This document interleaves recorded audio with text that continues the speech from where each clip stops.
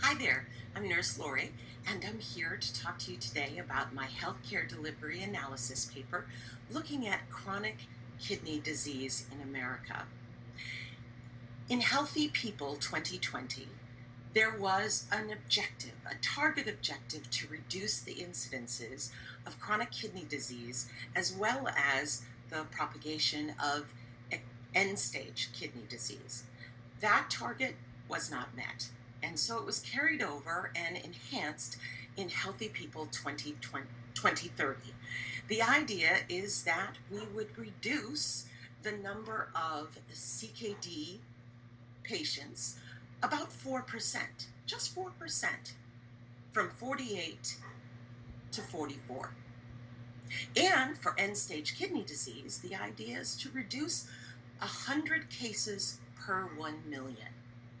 That doesn't seem like a lot, does it? And yet, it could have a lasting impact for the population. Right now, we spend, through Medicare, for patients 65 years and older who have chronic kidney disease, we spend 20% of the Medicare budget on chronic kidney disease. That is $50 billion. So you can see how just that 4% and that 100 cases per 1 million could translate into millions and millions of dollars in savings in Medicare, money that could go to other areas that need enhancement. Now, another population number to take into account is that 13.2% of the US population is made up of Black Americans. 13.2%. Now, what if I told you that Black Americans are 3.7 times more likely to have chronic kidney disease than white Americans? In fact, Black Americans make up 35% of the dialysis patients in America. Think about it. 13.2% of the population, 3.7 times more likely to get CKD, 35% of the dialysis patients. So what's going on? Well, if you look at healthcare presently, you will hear murmurs of certain, what I would call stereotypes. The idea that Black Americans have a higher incidence of hypertension. Mostly, it would seem, according to our healthcare, due to lifestyle choices, bad diet, bad health literacy, bad medication adherence, non-compliant. But what if I told you that there is a syndrome known as white coat syndrome? It's actually a cluster of syndromes. There is white coat hypertension, there is white coat effect, and there's masked hypertension. But all in all, basically what it comes down to is that your clinical blood pressure readings are higher, ostensibly, than your home blood pressure readings. And we would figure that out by monitoring your clinical blood pressure readings and performing ambulatory blood pressure monitoring, and then looking at the tube. But wait, we don't do that. There are obstacles to that because it's hard to get that reimbursement for the ambulatory blood pressure monitoring. It's hard to get people properly trained for the ambulatory blood pressure monitoring. Oh, right. And then the population that most needs it is that 13.2% population of America, who also happen to be the population that receives the poorest care and the least amount of access to care. $50 billion in chronic kidney disease. I wonder where all that's going. Well, another thing to consider is that chronic kidney disease proceeds forward in 4 stages to end-stage kidney disease. And the idea, obviously, is once you are diagnosed with chronic kidney disease, is to keep it from moving forward to end-stage kidney disease. Well, how do we do that? Well, we monitor nutrition. We especially look at minerals like zinc, selenium, and chromium, because those can affect your nutrition, your appetite, your smell, your taste, your lipid degradation, your cell damage. Very important. Also, we have to monitor high blood pressure, hypertension, because it is known that if you have hypertension, that you are 10 times more likely to have a CKD secondary to hypertension. Do you know who's 10 times more likely to have that? You guessed it. Black patients. Black patients are 10 times more likely than white patients to end up with kidney failure secondary to hypertension. So maybe it just is that Black patients have more hypertension. Ooh, actually it's not. Because now we're finding out that, back to that white coat syndrome that I was talking to you about, that Black patients are historically underdiagnosed and overdiagnosed with hypertension. Some actually have masked hypertension that's being missed. And then others don't really have hypertension because of those clinical blood pressure readings being wrong. And they're being treated with hypertensive medications that are unnecessary to them and could potentially lead them down a pathway to other issues. I wonder if that's how we got to the 35% of dialysis patients having CKD. Well, not quite. There's still one more piece. Well, there's several more pieces, but one more quintessential piece. I was saying, how do we deal with chronic kidney disease and keep it from propelling forward to end-stage kidney disease? Well, we talked about the nutrition, making sure that we do not get malnourished, that there is a good appetite, strong use of the minerals, that we don't have too little vitamin D, not too much salt, not too much fluid, just enough. But also, the only way to really manage that is to have a synthesis of your specialists working together. Cardiology, nephrology, neurology, even rheumatology, any number of specialists that have to do with keeping you in check, keeping your systems working as coordinated as well as they can with an impairment. Makes sense, right? Well, Black patients are 44.8% more likely to have a delayed referral to specialists. A delay in that care, a delay in that synthesis, a delay in that group effort to manage chronic kidney disease. White patients, about 24%. Are you seeing the pattern? Please tell me you're seeing the pattern, because it is so blatant and it's making me feel like I'm living in a vacuum. I, as the author of this paper, have experienced this phenomenon and all of the negativity that goes with it very personally last summer, when a patient of mine, very dear to me, CH, a 90-year-old Black male patient, went into the hospital because he was suffering from shortness of breath, dizziness, fatigue, some weight loss, and high blood pressure. But here's the thing. He doesn't have hypertension at all. He does have, or did have, stage 4 chronic kidney disease. He also had a history of anemia and a history of multiple myeloma, prostate cancer, all sorts of things. He was in heart failure, 90 though, and still fighting, still functioning.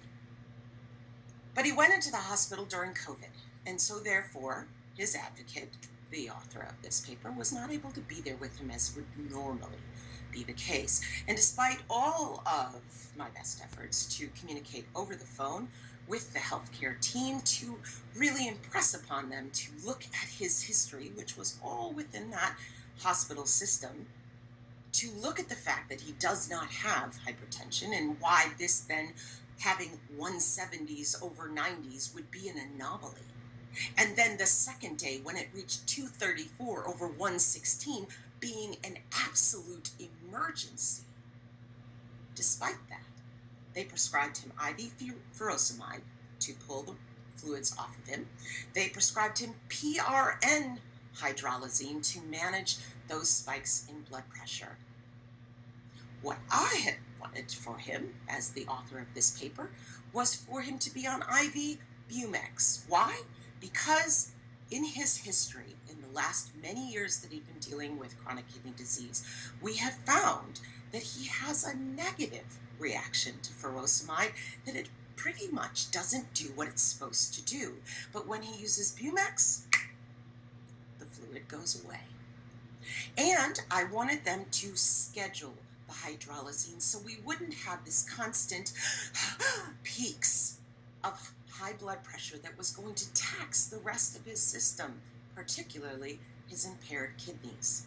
And lastly, because he was trailing in the 50s with his heart rate, bouncing around in the 50s with AFib, I wanted them to finally implant a cardiac pacemaker.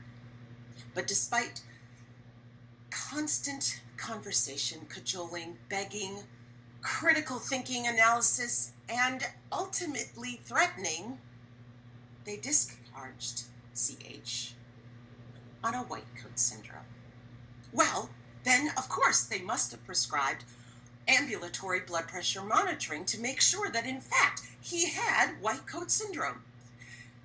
No, they did not. They instead told him to follow up with his gerontologist and with his cardiologist. But in the 7 days following, when we were waiting to get into those doctors, he collapsed again. This time, rushed into the hospital to a cardiac care center where he had been treated many, many times before, and begged and cajoled and pleaded for them to put him on IV Bumex, scheduled hydralazine, and a pacemaker, because of course it's a cardiac care center, they must know. But they didn't. They did the IV furosemide, they did the PRN hydralazine, and no OR for the cardiac pacemaker. Instead, they did a cardiac catheterization, they did an echocardiogram, they did an ECG, they did a lot of blood work, and they talked to each other, but not to me. And then finally, lo and behold, they came up with an idea. On the 5th day, oh no, that would be the 7th day, they decided to prescribe him with IV Bumex, scheduled hydralazine, and booked him in an OR for a cardiac pacemaker. Well, no matter whose idea it is, I was glad to see it done.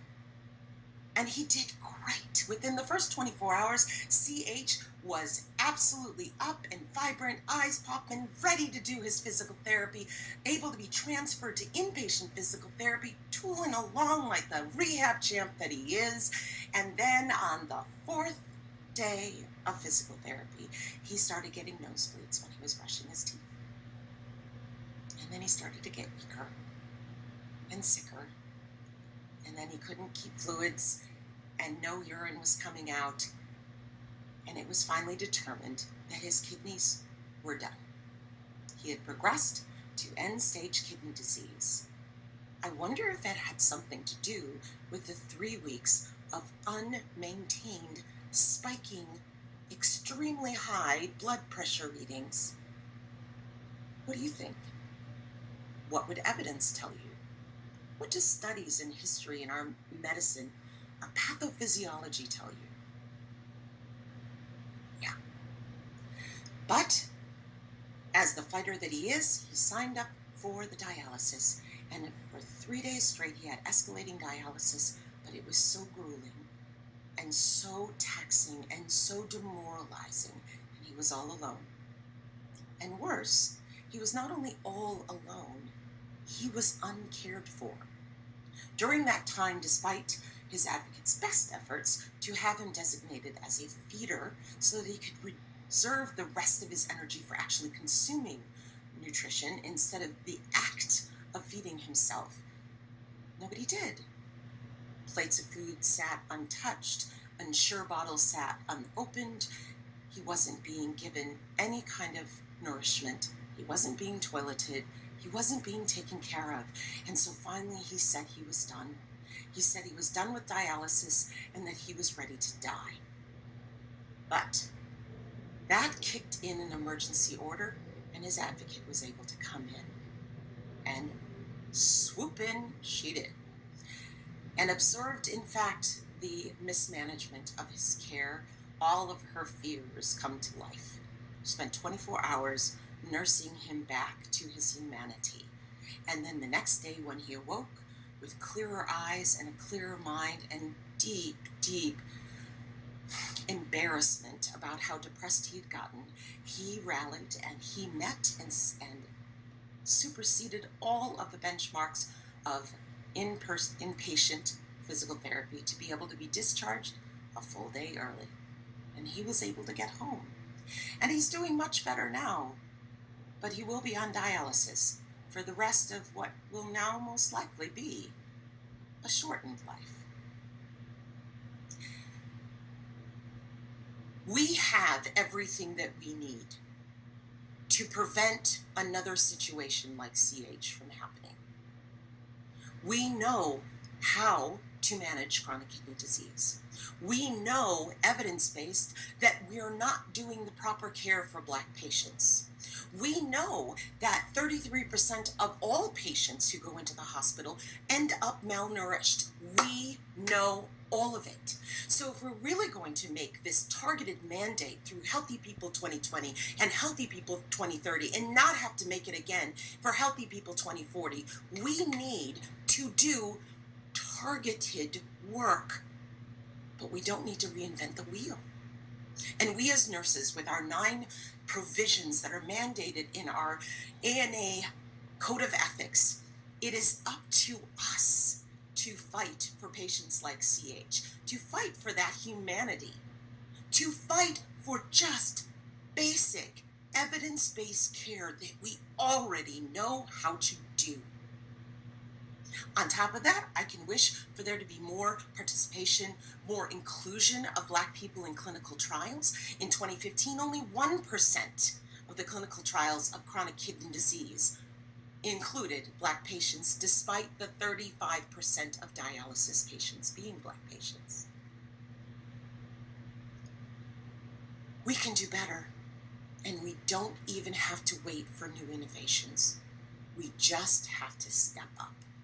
And so I hope that in the delivery of this paper, in this analysis, in bringing you into the fore, that you will feel that call to action, and you will take those 9 provisions of the American Nursing Association Code of Ethics, and you will apply them to every single patient, and particularly every single patient of color who is not receiving them right now.